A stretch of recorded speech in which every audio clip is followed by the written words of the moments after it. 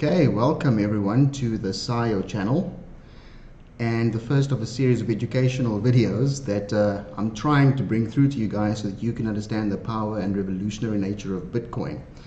There are so many exciting things happening today in the world. There's 5G, very topical. There's artificial intelligence. There's the Internet of Things. Lots of sexy technologies, but those really are evolutionary technologies, not revolutionary. Bitcoin is the equivalent of Einstein's theories of relativity that he published 100 years ago in terms of our understanding of the universe. Because of his general theory of relativity, the theory of gravity, he basically upended our entire understanding of the universe in that what we think we live in, which is a fixed geometry, space-time kind of universe, is actually a four-dimensional space-time reality that can be, the curvature of which and the form of which can be adjusted based on the interaction of matter and energy and so on. And I mean, these things are truly revolutionary, you know, and Bitcoin is no different. But the thing is, it's complicated and it's vast. So what we're going to try and do is we're going to try and bring videos to you guys that focuses on one concept at a time, all right? And this first part will be the blockchain. Subsequent videos will include more advanced topics of Bitcoin, and there will be topics of finance and payments, etc.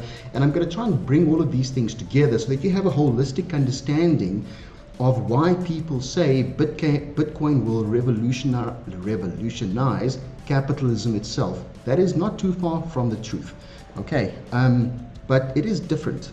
It's going to take a lot of getting used to it. It was kind of like when people needed to get used to the idea that the earth is round, not flat, because it was very different to their everyday intuitive understanding of the world that they were living in.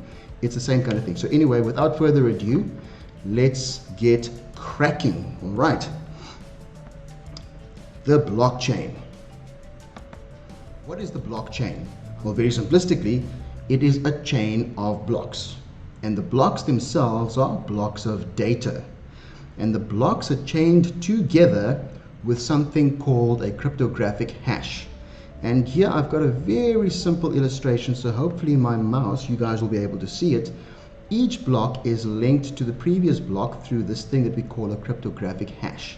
So what sits in the block? Very generally, we have the transactional data, the bulk or the body of the block, as well as the header. The header contains a smaller bits of information that relates to the previous block and the contents of the current block as well. So because we're going to be talking about this thing called the hash function, I'm actually going to demonstrate that to you guys and give you an intuitive feel for what this stuff is. So I said to you guys that each block is cryptographically chained to the previous one with this thing called a cryptographic hash, which I'm going to share with you guys right now. And within each block, the header section of the block is cryptographically tied to the contents of the actual block as well. And there's a specific way in which this hashing works. So before I go into that, let's just have a look at this diagram here. So the big takeouts for this particular piece here is we have a header section, and then there's the main body which contains transactions. And I'm actually going to show you guys a spreadsheet because that's probably a lot more intuitive to you guys than what this would be. All right. So hash function. A hash function is a cryptographic function that takes any arbitrary input and converts it into a fixed length string output or digest or hash. Those are the numbers that we use. In this particular example here, I've got something called SHA256. It stands for Simple Hashing Algorithm, and the 256 means it outputs a 256-bit hexadecimal number. All right. And it's a one-way function, meaning you can put in some inputs, like in this particular case we're using the words hello, and it spews out a hash, a hexadecimal format, which would be identical if the inputs were identical. But now notice, you just take the exclamation mark away and all of a sudden you have a completely different hash. All right, so the hash function SHA256 is able to take an input and generate a virtually unique hexadecimal output. Okay, very important takeout. But you cannot use SHA256 in reverse. There is no inverse function. It's a one-way function. So in other words, if you wanted to be able to learn or understand what kind of input gives you this output, you would literally have to go by trial and error, brute computing force, to figure out all combinations of a hexadecimal number that matches up with this particular input string over here. Okay, so that is what a hash is, really. All right, so I want to show you guys something else which will be a little bit more intuitive for you. You just need to bear with me so I can move over to the other monitor. Oh, come on. Here we go. All right. Let's bring you guys over. All right. You can basically Google any SHA256 calculator, and you can find calculators such as this particular one. And all you need to do is just enter the input as you want, and it will spew a hexadecimal output for you over there, right? Now, I've taken this input, my name is Erlon, with a full stop or period at the end, and I've replicated it here without the full stop or period at the end. And notice how different the output is, all right? If I had to just add a question mark, look at how that output changes. If I have to add a full stop, all of a sudden the hexadecimal output's identical. That's what the SHA is. Nothing special, nothing spectacular, guys. All right. So let's just go back to those previous diagrams that I was telling you about.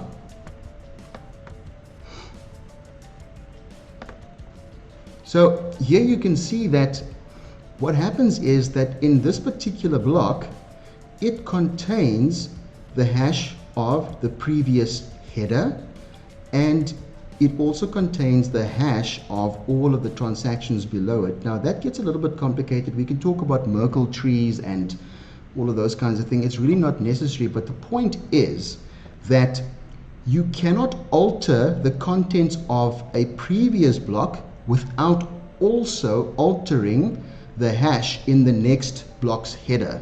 All right, else this thing breaks. The block will not be considered valid. And this is what most people think makes the blockchain so immutable and tamper-proof. Because when you tamper with any block prior to the current block, and you change, for example, the transactions, then you would have to change the headers, the hash sitting in this particular header of the subsequent block, because this particular block's hash will have changed. Likewise, if you try to tamper with the transactions in any block, it changes the header contents. This Merkle root, which is effectively a hash of all of the transactions in the body of this block, will have to be adjusted as well. But guys, I will explain to you later that that is not what makes this thing immutable, okay? But that's pretty much it. The last thing I do want to do, though, is I want to take you guys to a spreadsheet that I've created, because I just feel that this is a lot more intuitive for most people. All right, what I've done here was, yes, and you guys can see, I've created just 3 blocks of transactions. And some of you that are on the live video now will recognize your names here, right? So here, Aubrey pays Stacy 50 units of something. Erlen pays Hugo 15 units of something, etc. So this is a list of transactions, but there's other bits of detail here as well, which would typically be the block header. And in the next block, there are some more transactions. And in the third block, there are some more transactions. Whoops, and I just realized this must be block 3. But never mind, that does not matter.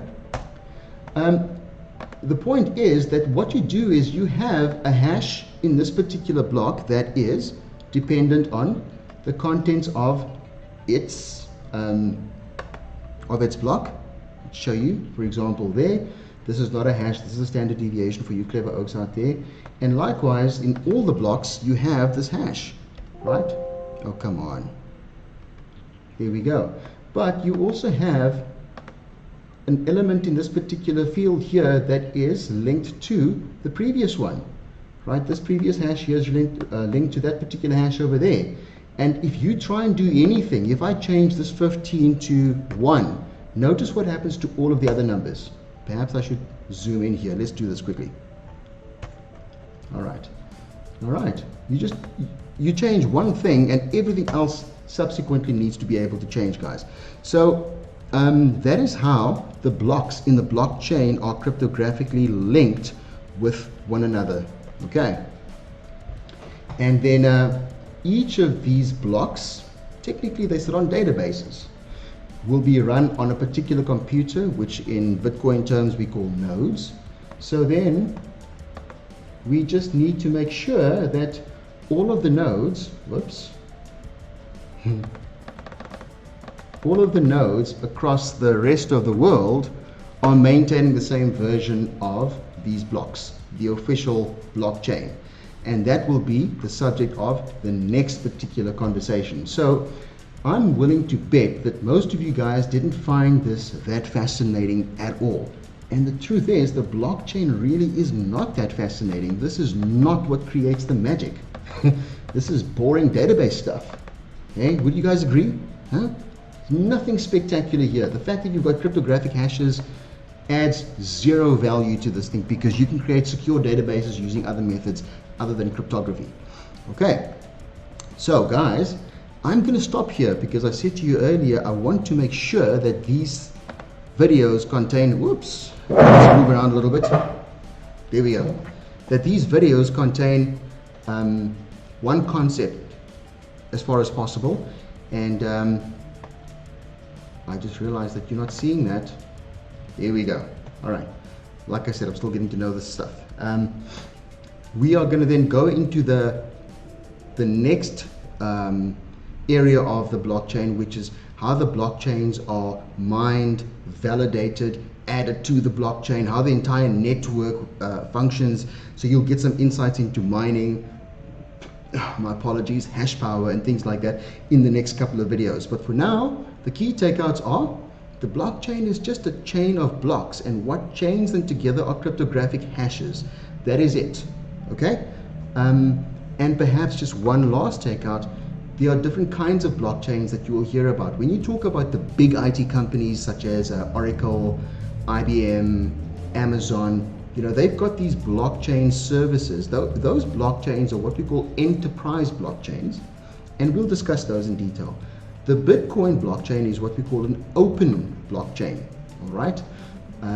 Ethereum as well, it is an open blockchain in comparison to something like a Hyperledger or a Quorum or any of those other blockchain offerings from the major IT companies. Okay, so guys, I want to stop there. We don't want this to be information overload. I hope you enjoyed this particular video. If you're in YouTube, please subscribe to our channel. Hit that bell notification button so that you can be notified next time we go live. If you're on Facebook, follow us, share the video with as many people as you can, because this stuff is going to get really exciting, and I think it'll be important for you if you learn all of these things and understand for yourself just how powerful this technology is. All right, guys, thanks again for watching, and stay tuned. We will see you soon.